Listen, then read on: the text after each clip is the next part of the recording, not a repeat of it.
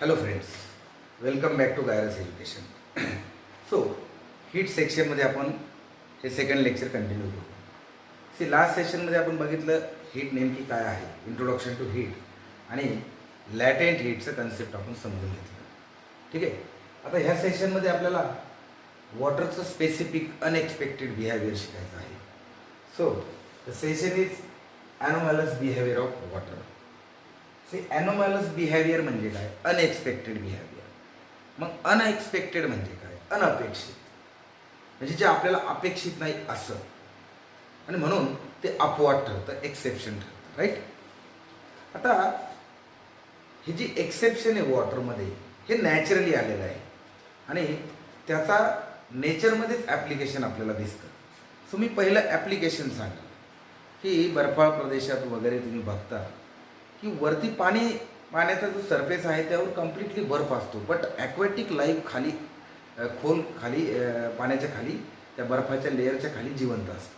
So एवढ्या टेम्परेचरमध्ये तिथे aquatic life असतं. So that is the one example. Again दुसरं एक एक्झाम्पल असं देता येईल की हिवाळ्याच्या दिवसात तुमच्या लक्षात येईल की पाण्याचे नळ फुटतात, त्यानंतर खडकांना क्रॅक जातात. राईट. त्यामध्ये जर पाणी साचलेलं आहे ते पाणी एक्सपांड होतं आणि क्रॅक जातं. सो हे का होतं याचं कारण जर आपल्याला समजून घ्यायचं असेल तर हे बिहेवियर आपल्याला समजून घ्यावं लागेल. जनरली मित्रांनो, कुठलाही लिक्विड ज्यावेळेस आपण त्या लिक्विडला हीट करतो at a certain temperatures, so आपण त्याचं बिहेवियर बघितलं आहे की ते एक्सपांड होतं. राईट. ज्यावेळेस एखादं लिक्विड आपण हीट करतो त्यावेळेस ते एक्सपांड होतं, आणि ज्यावेळेस त्याला आपण थंड करतो, ज्यावेळेस आपण त्याला कुलिंग करतो त्यावेळेस ते कॉन्ट्रॅक्ट होतं. Right. So this is in general behaviour of any liquid, but water is exception for this behaviour at particular temperature range. That is 0 degree Celsius ते 4 डिग्री सेल्सिअस ह्या दरम्यान वॉटर याच्या थोडंसं विरुद्ध वागतं, आणि म्हणून त्याचं जे बिहेवियर आहे during this temperature range, it is said to be unexpected, it is said to be exceptional. That is anomalous behavior of water. मग त्यात होतं काय एक्झॅक्टली, त्याचं सायन्स आपल्याला समजून घ्यायचं. आता बोर्डाचा प्रश्न तर इथं क्लिअर आहे का, explain the anomalous behavior of water and give its example. So हा शॉर्ट आन्सर क्वेश्चन तुमच्यासाठी तिथे रेडी आहे. But to understand this concept clearly आपल्याला एक एक्सपेरिमेंट, एक ॲपरेटस समजून घ्यायचं आहे, Hope's apparatus, to understand this phenomenon. And again आपण 1 किलोभर पाण्याचं मास कन्सिडर करून त्याच्यावर हे बिहेवियर स्टडी करणार आहोत. सो जर आपण 1 kg वॉटर घेतलं and we started heating it from 0 degree Celsius, तर मग काय होईल, फ्रॉम 0 to 4 डिग्री सेल्सिअस. आणि सायमल्टेनियसली आपण त्याचा जर ग्राफ काढला टेम्परेचर वर्सेस त्याचा व्हॉल्यूमचा, तर आपल्याला दिसेल सपोज आपण वाय ॲक्सिसला व्हॉल्यूम ऑफ वॉटर घेतलं आणि एक्स ॲक्सिसला त्याचं टेम्परेचर घेतलं. ठीक आहे. This is 0 degree, then this is 1, 2, then 3, then 4, 5, like हे पुढे इन्क्रीज होत आहे. आणि व्हॉल्यूमच्या बाबतीत जर तुम्ही बघितलं तर इट इज 1000, म्हणजे आपण 1000 घेतलं तिथे. राईट. 1 kg घेतलं ना आपण, so it is centimetre cube per gram. असं आपण जर त्याचं हे घेतलं तर this is 1000 and then 1000.05, 1000.10, 1000.15 like this increase झाली. ठीक आहे. नाव आपण काय केलं, त्याला हीट करायला सुरुवात केली. So after heating what is expected, it should expand. कुठलाही लिक्विड उष्णता दिल्यानंतर, हीट दिल्यानंतर काय होतंय, एक्सपान्शन होतं आहे त्याचं. मग आता इथे आपल्याला एक्सपेक्टेड काय आहे, जर आपण त्याला हीट द्यायला सुरुवात केली, म्हणजे हीट दिली म्हणजे त्याचं टेम्परेचर तिथे त्या ठिकाणी वाढतंय. राईट. म्हणजे तो एक्सपांड व्हायला पाहिजे. आता इथे व्हॉल्यूम 1000, 1000.05, 1000.10, म्हणजे व्हॉल्यूम वाढायला पाहिजे. बरोबर आहे का नाही? पण तसं होतंय का? तसं होणार नाही. पाण्याच्या बाबतीत काय होईल, ते व्हॉल्यूम असं कमी कमी कमी कमी होत जातं. जसं जसं तुम्ही टेम्परेचर वाढवलं 0 डिग्री सेल्सिअस पासून ते 4 डिग्री सेल्सिअसपर्यंत, जसं जसं आपण टेम्परेचर वाढवतोय पाण्याचं व्हॉल्यूम कमी कमी होतंय. It is not expanding, it is rather contracting. आणि तो 4 डिग्री सेल्सिअसला इथे परत त्या व्हॉल्यूमला येतो, म्हणजे तो कॉन्ट्रॅक्ट होतो आणि त्यानंतर मग फर्दर टेम्परेचर वाढवलं तर मग मात्र तो नॉर्मल लिक्विडसारखा परत एक्सपांड व्हायला लागतो. ठीक आहे. सो ह्या दरम्यानचं जे बिहेवियर आहे त्या अनएक्सपेक्टेड एक्सेप्शनल बिहेवियरला आपण म्हणतो ॲनॉमलस बिहेवियर ऑफ वॉटर. मग आता असं का होतं याचं रिझन आपण समजून घेऊ आणि त्याच्यासाठी आपण होप्स ॲपरेटस काय आहे ते समजून घेऊ. कदाचित बोर्ड तुम्हाला प्रश्न विचारेल का explain the construction and working of Hope's apparatus किंवा how anomalous behaviour of water can be explain with the help of Hope's apparatus. तर तुम्हाला त्याचं उत्तर तिथे लिहिता आलं पाहिजे. ठीक आहे. सो होप्स ॲपरेटस जर आपण सिम्पलेस्ट अरेंजमेंट बघितली तर एक त्यामध्ये एक मोठा असा सिलेंड्रिकल पार्ट असतो आणि एक दुसरा असा कॉन्सेंट्रिक सिलेंड्रिकल पार्ट असतो. ठीक आहे, लाईक दिस. आणि या दोन्ही ठिकाणी तुम्ही थर्मोमीटर लावू शकता. या दोन्ही ठिकाणी तुम्ही काय लावू शकता? Thermometer to measure the temperature. आता हा जो सिलेंड्रिकल भाग आहे इथं आपण बर्फ भरून टाकू. हा पूर्ण बर्फ आणि मीठ, आईस आणि मीठ त्याचं मिक्सचर केलं आपण आणि ते इथं भरलं. आणि ह्या ज्या सिलेंड्रिकल पार्टमध्ये याच्यात आपण काय भरलं? वॉटर भरलं. राईट. इथं आपण पाणी भरलं लाईक दिस. ठीक आहे. So through out there is a water. आता दोन थर्मोमीटर लावले आपण. एक अप्पर थर्मोमीटर जो टेम्परेचर मोजणार आहे आपलं T2 आणि एक लोअर थर्मोमीटर जो टेम्परेचर मोजणार आहे T1. आता होत आहे काय पहा. ठीक आहे. सो आपण फिगरमध्ये दाखवल्याप्रमाणे त्या ठिकाणी इथे हे जे आईसचं वॉटर जे होणार आहे ते कलेक्ट करण्यासाठी इथे एक पॉट दिला जातो असं. ठीक आहे. आता होत आहे काय पहा. याची प्रोसिजर म्हणजे ॲपरेटस कसं वर्कआउट करतंय हे समजून घ्यायचा प्रयत्न करा. फिगर तुम्ही पुस्तकाप्रमाणे ड्रॉ केली तरी चालेल. मी ॲक्च्युली तशीच फिगर ड्रॉ केली. आता सुरुवातीला तुम्ही जर बघितलं आता इथे तरी फिगरमध्ये 0 डिग्री सेल्सिअस आणि 4 डिग्री सेल्सिअस असं दोन्ही हे दाखवलेलं आहे. ते मित्रांनो आता इथे होणार काय पहा. ज्यावेळेस तुम्ही हे आईस आणि सॉल्टचं मिक्सचर याच्यामध्ये टाकलं की साहजिक आहे याच्यामुळे हा जो पोर्शन आहे वॉटरचा तो पोर्शन तिथे काय होणार आहे? थंड होणार आहे, कूल होणार आहे. म्हणजे टेम्परेचर विल स्टार्ट फॉलिंग. पाण्याचं टेम्परेचर काय होईल? तिथे डिक्रीज होणार आहे. म्हणजे त्या ठिकाणी पाणी काय व्हायला पाहिजे? With the decrease in temperature contract व्हायला पाहिजे. But because it shows something different behaviour it will not contract rather it will expand. ठीक आहे. सो तो हीट करताना काय होतो? कॉन्ट्रॅक्ट होतोय. आणि ज्यावेळेस आपण मगाशी ग्राफ बघितला पहा मी तो ग्राफ परत इथे काढतो. जर आपण त्याला हीट केलं 0 1 2 3 4 तर त्या ठिकाणी त्याचं व्हॉल्यूम काय होत आहे? कमी होत आहे. म्हणजे इथं तो कॉन्ट्रॅक्ट झाला बिकॉज ऑफ हिटिंग. आता इथे तो कुलिंग होणार कारण त्याच्या भोवती कशाचं मिक्सचर आहे? बर्फाचं मिक्सचर आहे. मग आता कुलिंग होत असताना तो काय व्हायला पाहिजे? कॉन्ट्रॅक्ट व्हायला पाहिजे. पण तिथं तो काय होणार? एक्सपांड होणार. मग आता हे एक्सपान्शन कुठं दिसून येईल जास्त आणि त्या हिशोबाने तुम्हाला टेम्परेचर येईल. ते आता पहा त्याने काय सांगितलं इथं. त्याने सांगितलं की during the study of behaviour of water by using Hope's apparatus the temperature T1 and T2 are recorded after 30 seconds. प्रत्येक 30 सेकंदाला आपण ते रिडिंग घेणार आहे. ठीक आहे. आता temperature are plotted on Y axis and the time in minute in on X axis. तो त्याचा ग्राफ पण मी सायमल्टेनियसली काढतो सो दॅट तुमचं कन्सेप्ट परफेक्टली क्लिअर होईल. सो आपण इथे एक ग्राफ काढू. सो एक्स ॲक्सिसला आपण घेतला इथे टाईम इन मिनिट आणि वाय ॲक्सिसला आपण घेतलेलं आहे temperature of water in degree Celsius. So आता सुरुवातीला ते 0 आहे, त्यानंतर 4 डिग्री सेल्सिअस, त्यानंतर 8 डिग्री सेल्सिअस आणि त्यानंतर ते 12 डिग्री सेल्सिअस. समजा वॉटर घेतलं होतं आपण सुरुवातीला 12 डिग्री सेल्सिअस. सो मित्रांनो इथं जर फॉल ऑफ टेम्परेचर बघितलं, ठीक आहे, फॉल ऑफ टेम्परेचर जर बघितलं तर जे पाणी अप्पर पोर्शनमध्ये त्याचं टेम्परेचर समथिंग लाईक दिस असं फॉल होणार आहे आणि तसंच ते रॅपिडली खाली जाणार आहे ॲट सम टाईम. ठीक आहे, ॲट 30 मिनिट ऑर समथिंग. आणि हे जे दुसरं टेम्परेचर आहे T1 हा ग्राफ कशाचा आहे?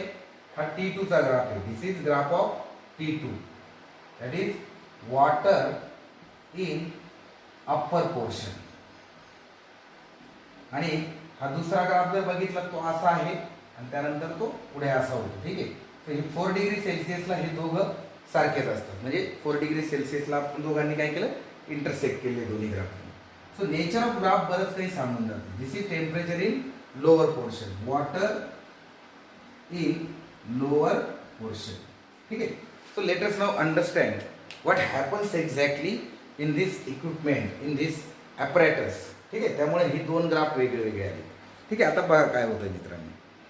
सी त्याने काय सांगितलंय the graph shows that initially both the temperature T1 and T2 are identical. ठीक आहे, ज्या वेळेस आपण ह्या मधल्या सिलेंडरमध्ये पाणी भरतो, वॉटर भरतो, हा बर्फ तिथे नसतो, त्यावेळेस दोघांचं टेम्परेचर कसं आहे, सारखं आहे. Let us say it is 12 degree Celsius. Then what happens, however as time passes the temperature T1 of water in lower part of cylinder decreases fast. हे जे टेम्परेचर T1 आहे लोअर पार्टमधलं, ते टेम्परेचर फास्टली डिक्रीज होतं, ताबडतोब ते कमी होतं. ठीक आहे, and as soon as it reaches to the 4 degree Celsius then scenario changes. पण त्या दरम्यान T2चं काय होतं ते समजून घ्या मित्रांनो. सो आपण काय बघितलं, तर सुरुवातीला दोघांचं टेम्परेचर सारखं आहे. Now after some time as the time passes the temperature start decreasing. त्यातले त्यात हा T1 हा रॅपिडली खाली येतोय. रॅपिडली तो काय होतोय, खाली येतोय लोअर पोर्शनमधलं temperature, where temperature of this portion this reduces little bit slower than the lower portion. Upper पोर्शनमधलं टेम्परेचरचा जो डिक्रीजचा रेट आहे तो थोडासा कमी आहे याच्यापेक्षा. ठीक आहे, आता याने पुढं काय सांगितले पहा, डिक्रीजेस कम्पॅरेटिव्हली स्लोली अप्पर पार्टमधलं temperature. However once the temperature T1 of the lower portion lower part reaches 4 degree Celsius, it remains almost stable at that temperature and T2 decreases slowly to 4 degree Celsius. मग आता होतंय काय, तर सुरुवातीला दोघं सारख्या टेम्परेचरला आहे, थोडा वेळ गेल्यानंतर दोघंही टेम्परेचर कमी व्हायला लागतं. दोन्हीचं टेम्परेचर काय होतंय, कमी होतंय, कारण दोघंही कोणाच्या संपर्कात आहे, बर्फाच्या संपर्कात आहे, आईसच्या संपर्कात आहे. मग आता लोअर पार्टचं जर बघितला T1 तो रॅपिडली खाली येतोय, पण जर समजा T2 बघितला त्याच्या तुलनेत तर तो थोडासा स्लोली खाली येतो. ठीक आहे, मग T1 हा अगोदर 4 डिग्री सेल्सिअसला येऊन थांबतो, थोड्या वेळाकरता तिथं तो काय होतोय, स्टेबल होतोय, आणि ड्युरिंग दिस टाइम तो T2 तिथं काय होतोय, मग तो पण 4 डिग्री सेल्सिअसला येतोय. ठीक आहे, आता ज्या वेळेस तो 4 डिग्री सेल्सिअसला येतोय T1, ठीक आहे, आता त्याने काय सांगितलंय पहा, there after T2 starts changing rapidly and it record 0 degree Celsius first. मग आता सुरुवात काय झाली बघा विद्यार्थी मित्रांनो, आपल्याला अल्टिमेटली आपला क्वेश्चनचा आन्सर क्लिअर आहे, पण बिहेवियर समजून घ्या. दोघं एका टेम्परेचरला आहे, दोघंही रिड्यूस सुरू राहिले, याचं रिडक्शन फास्ट आहे, याचं रिडक्शन स्लो आहे. हा अगोदर इथे आला या पॉईंटला, हा नंतर आला, आता हा इथे आल्यानंतर हा बरोबर ताबडतोब परत 0ला निघून गेला. म्हणजे T2 ने 0ला लवकर पोहोचला T1च्या अगोदर. T1 इथे येऊन थोडासा थांबला आणि नंतर मग परत तो स्लोली इथे गेला. मग असं काय घडलं इथं ते आपल्याला शिकायचंय. सो त्या लोअर पार्टमध्ये असं काय घडलं ज्यावेळेस टेम्परेचर 4 डिग्री सेल्सिअसला आलं, तर मित्रांनो लोअर पार्टमध्ये त्या ठिकाणी 4 डिग्री सेल्सिअसला पाणी तुमचं कॉन्ट्रॅक्ट न होता ते काय झालं, एक्सपांड झालं. कारण सुरुवातीला ज्यावेळेस टेम्परेचर डाऊन व्हायला लागलं त्यावेळेस पाणी कॉन्ट्रॅक्ट झालं, त्याचं व्हॉल्यूम कमी झालं आणि त्याची डेन्सिटी वाढली. राईट, सुरुवातीला काय झालं, ज्यावेळेस 12 डिग्री सेल्सिअसपासून दोघं जण 4 डिग्री सेल्सिअसपर्यंत येत होते त्यावेळेस त्या ठिकाणी त्याचं व्हॉल्यूम कमी झालं because of the contraction, density वाढली आणि ते जे पाणी आहे थंड पाणी ते पाणी खाली आलं आणि त्याच वेळेस तुमचं टेम्परेचर कुठं आलं, 4 डिग्री सेल्सिअसला. मग खालच्या पार्टमध्ये 4 डिग्री सेल्सिअसला जो अगोदर आलं होतं, राईट, जे टेम्परेचर अगोदर रीच झालं होतं याला यायच्या अगोदर, त्या ठिकाणी पाण्याचं काय झालं, एनामॉलस बिहेवियरमुळं तिथं एक्सपान्शन झालं, व्हॉल्यूम इन्क्रीज झालं, डेन्सिटी डिक्रीज झाली आणि ते पाणी कुठं मूव्ह झालं, वरच्या दिशेला. ते पाणी वरच्या दिशेला मूव्ह झाल्यामुळे ते फर्दर जे डिक्रीज आहे टेम्परेचरचा त्यालाही वेळ लागला, मात्र T1 जो वरचा पार्ट आहे तो पार्ट त्या ठिकाणी रॅपिडली खाली आला. ठीक आहे, तर त्याने इथे क्लिअर कट दिलेलं आहे पहा. So it record the point of intersection of 2 curve shows the temperature of maximum density. मग आता या ठिकाणी हा जो पॉईंट ऑफ इंटरसेक्शन आहे दोघांचा, दोन टेम्परेचरचा, त्यावेळेस डेन्सिटी जी आहे वॉटरची ती किती असते, मॅक्झिमम असते. ठीक आहे, सो एनिवे हे समजून घेण्याचा भाग आहे. सो तुम्हाला इथे क्वेश्चन तयार होईल, explain how anomalous behaviour of water can be explain with the help of Hope's apparatus. Right, आणि एक साधा 2 मार्काचा क्वेश्चन तयार होईल, what is anomalous behaviour of water, where is it use. त्याने आपल्याला क्वेश्चन विचारलेले आहेत मित्रांनो, how will you explain the following statement with the help of this behavior of water? Like in the region of cold climate, the aquatic plants and animal can survive even the temperature is even the temperature goes the below atmospheric temperature, that is 0 degrees Celsius. And secondly, the cold region, in winter pipes of water supply breaks and even rock also get cracked. So त्याचं कारण काय आहे, at 4 degree Celsius instead of contracting water get expand आणि त्यामुळे pipe फुटतात, रॉक्समध्ये crack जातात आणि पाण्याचा जो खालचा भाग आहे, कारण पाण्याची जी उष्णता आहे, आता ॲक्वॅटिक ॲनिमलच्या बाबतीत काय होते पहा, समजा हे असं इथं वॉटर साठलेलं आहे, आता हे टेम्परेचर अगोदर इथलचं कमी होणार राईट, मग आता हे 4 डिग्री सेल्सिअसला झालं हे एक्सपांड व्हायला सुरुवात होणार, खालचं टेम्परेचर तोपर्यंत मेंटेन राहील आणि मग ते प्राणी तिथं खाली त्या ठिकाणी जगू शकतात. ठीक आहे. So this was the very important topic of this chapter. See heat चॅप्टरचे प्रत्येक टॉपिक आयसोलेशनमध्ये चालले, म्हणजे परीक्षेच्या पॉईंट ऑफ व्ह्यूने हा चॅप्टर करा. ठीक आहे. मी हीटचं तुम्ही जर माझं हीटचं फाउंडेशनचं सेशन जर अटेंड केलं, सो आय विल फाउंडेशन सेशनमध्ये बेसिकली काय होतं, जे 11वी 12वीशी कोरिलेटेड टॉपिक आहेत ते स्ट्रेट फॉरवर्ड दिले जातात. 10च्या सिलेबसमध्ये थोडंसं त्यांनी टॉपिकमध्ये डिस्कनेक्शन ठेवलं आहे, but that is again requirement of syllabus, so we have nothing to do with that.